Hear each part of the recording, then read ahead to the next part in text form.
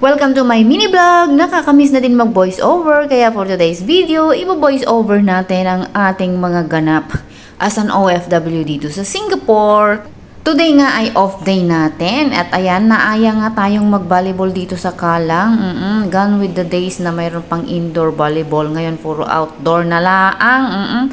Ay nasundan na nila yung free na basketball tuloy, na volleyball courts or outdoor courts na kung saan-saan mo na lang pwedeng isabit ang mga net. Kaya naman ayan na nga, napasubo kami. Actually, mga basketball players itong mga ito na sumali nga sa paliga. And dahil nga kulang sila sa players, so naaya nila kaming dalawa ni partnership na samahan sila maglaro. And ito nga yung first game namin. And ang init nga naman ng panahon. Grabe ang reklamo namin sa isa't isa. Sobrang init. Parang Dubai. Ayan. So yan na nga yung court. Sa kabila na tinatawag nila Kalang, this is the Riverside naman. So, Riverside kami naglaro, and that last time nakapaglaro na din kami sa may Kalang area na putikan talaga, as in pusek. Ayan. So, medyo maaga nga kami dumating and hindi pa kami yan. So, actually, yung friends namin, naka-teammate namin sa other side, wow, the other side of the story. So, sila munang naglalaro. So, syempre, as a friend, kailangan natin mag-supports. Ang dami nating supports.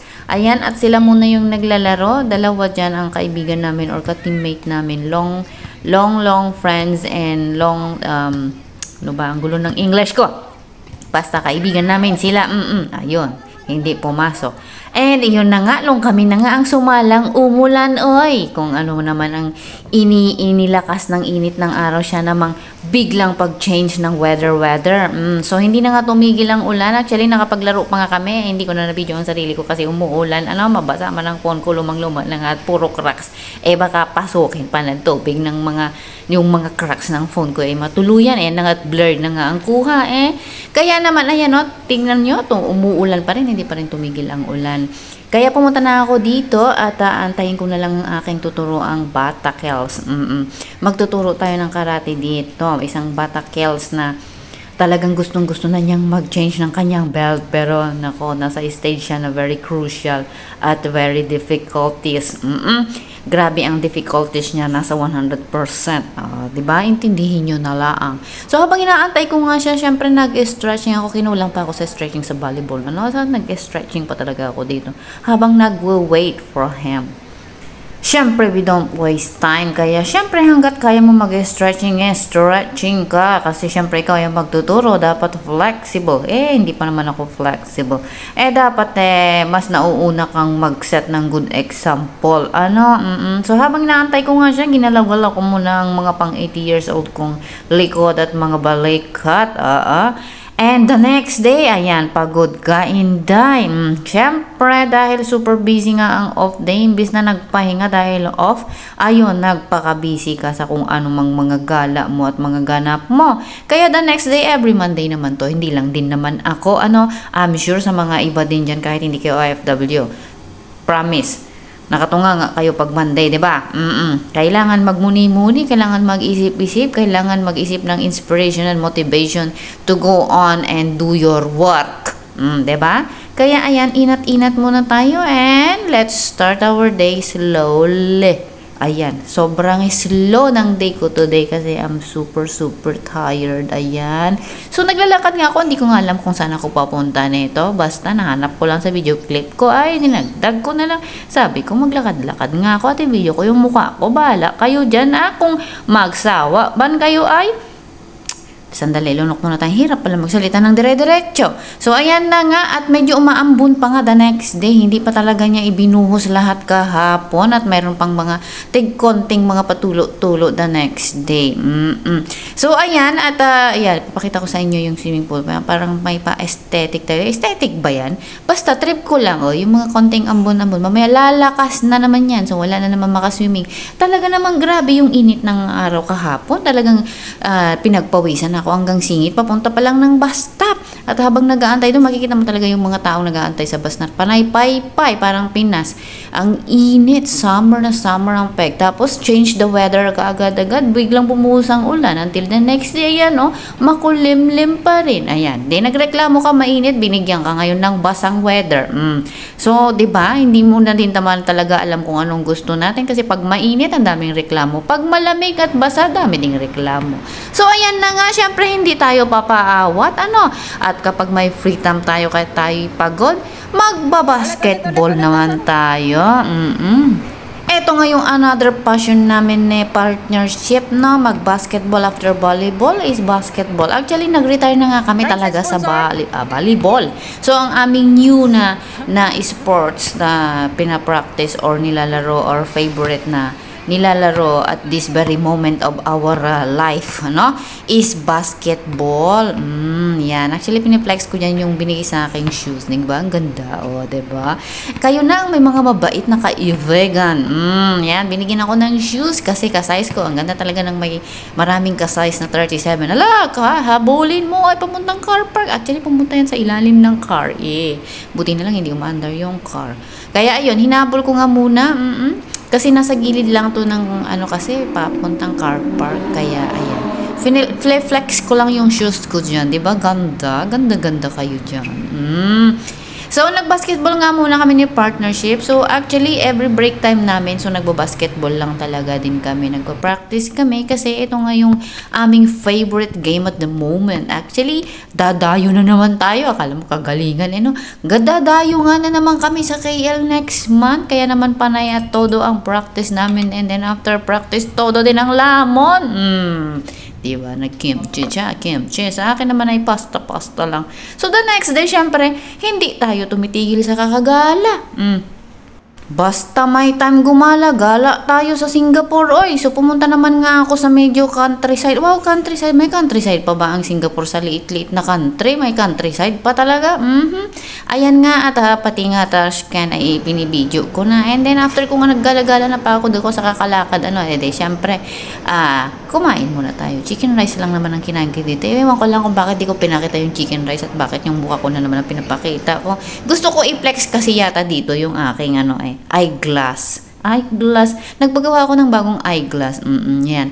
And then, syempre, hindi na naman tayo ulit papaawat kasi masyado nga tayong maligalig na bata. Ay, hindi pala maligalig na bata. Hindi ka na bata. Matanda ka na. So, every time nga na namimiss ko yung klase ko or nag-absent ako sa karate class, nagme-makeup class ako on my own. So, nagpa-practice ako on my own kasi feeling ko kasi pag nag-skip ako ng class or ng karate class, I feel like may kulang. May kulang sa aking entire week. Kaya naman, ay tinatry ko yung best ko na pag may time ako, ay nagpa-practice ako kasi para ma-maintain ko lang yung basta feeling ko lang kailangan kompleto yung aking routine for the whole entire week. Kasi nga kung gustong-gusto mo yung ginagawa mo at nag-skip ka, muntik pa akong na out of balance, diba? At pag nag-skip ka, parang may kulang. Kasi talagang yan yung routine ko every week. Once a week na nga lang ako nagtitraining, nag-skip pa. So parang kulang talaga yon. So dahil gustong-gusto ko yung karate and it's also my other passion, bukod sa basketball, volleyball at pang sports na kung ano-anong mga pinasok ko, ito din ay another passion of mine. Kaya kailangan kapag umabsent ako or nag-skip ako ng class, I have to do my own training at home pag mayroon akong time. At mabuti na lang din naman talaga at flexible din naman ako dito sa aking work. Kaya kapag mayroon akong break time ganyan, nagpa-practice na lang din ako mag-isa. So, sa tagal na nga namin dito sa Singapore, mind you, 24 years na ako dito sa Singapore. So, hindi naman po easy yung pag-start ko na magtrabaho dito. Kaya kung ano man yung nakikita nyo dito sa mga vlogs ko, ay hindi ibig sabihin nun na gusto nyong pumunta dito kasi gusto nyong gayahin yung lifestyle ko dahil ang ganda pala ng buhay ng isang OFW. Hindi po ganon. Siyempre, hindi ko na ipapakita sa inyo yung hirap ng buhay. Siyempre, papakita ko lang yung maganda. Ganon talaga. Alam nga na may pakita ko pa yung hirap ko. Gusto nyo siguro makita na hirapan ako, Ako na magsasabi, ang hirap po ng buhay ng isang OFW. Okay? Ang pinapakita ko lang yung good side. Pero yung hirap po is hindi ko na ipinapakita. Pero Imagination. Use your imagination na lang po. Imagine nyo na lang. Siyempre, hindi ka naman pwedeng sahuran dito nang hindi ka nagpagod, hindi ka nagtatrabaho, no? Hindi naman tayo pwedeng nagbabasketball lang, nagbabalibol lang every time, nagkakarate na lang every time, and then may sahod ka. No. Hindi po ganon. Kailangan nating pagtrabahuan ang mga bagay-bagay para tayo ay may sahod. Tsaga-tsaga lang. Sa tagal ko na nga dito, 24 years, imagine nyo na lang. Sa tagal na yan, yung experience ko, yung mga pinagdaanan ko ay siguro mga pang 3 books na kapag ko ay sinulat ko yan. So, ayun na nga. And gumala nga na naman ako. Grabe ang gala ko. Panay gala ko lang talaga. Sa mga videos ko nga before, ang dami ko na nga ding mga ginawang mga videos about or mga tourist spots or mga areas na mga magandang puntahan dito sa Singapore. Ewan ko lang din kung bakit yung floor ang binibideo ko dito. Pero actually dito sa may Juchiat or sa may Upper East Coast, maraming mga pasyalan dyan. So, hindi ko lang alam kung bakit floor na naman ang pinapakita ko dyan. And anyway, nandito naman tayo sa may bandang City Hall. Ayan. So, this is our life as an OFW dito sa Singapore. So, sa mga gustong mag-abroad dyan, hindi porket maganda yung mga pinapakita ko, ay pagpunta nyo dito, yung expectation nyo is maganda din kaagad-agad yung inyong magiging buhay-buhay. Swerte-swerte lang yan kapag sinwerte ka ng amo or sinwerte ka ng trabaho. Syempre, maganda yung magiging buhay mo. Pero kung naman ikay medyo na dimalas, hindi naman dimalas, pero kailangan mo din talagang pagdaanan yung hirap ng buhay. And then, tsaga-tsaga lang kung gusto mong makaraos-raos sa hirap. Ganon. And as an OFW, as I will suggest na alam nyo, wag kayo masyadong mareklamo kasi nung unang panahon, wala pang video-video, wala pang mga messenger, puro lang letters para makapag-usap or maiparating mo sa iyong pamilya ang iyong nararamdaman. Ang hirap po noon. Ngayon nga po ay very easy na lahat. May internet na, may wifi na, may data na, may phone na. Long time ago, wala yan. So, tiniis namin yan lahat. So, kung ano man yung easy life na nakikita nyo, na pinapakita namin, ay na-earn namin yan for like how many years, for many years na pag-work namin, nagpag-gain namin ng experience. Kasi, syempre, the more experience you are, the more naman yung quality mo or worth mo as an OFW or as a foreign worker or ano pa man na pass na hawak mo. So, experience yan lahat. So, hindi mo yan nagigain in one day lang. So, tsaga-tsaga lang mga kapwa OFW at makakaraos ka din. Diba? Ang sarap naman tignan ng eroplano pa uwi, pa balik-balik as an OFW sa abroad. Hanggang dito na lamang. Maraming salamat. Bye!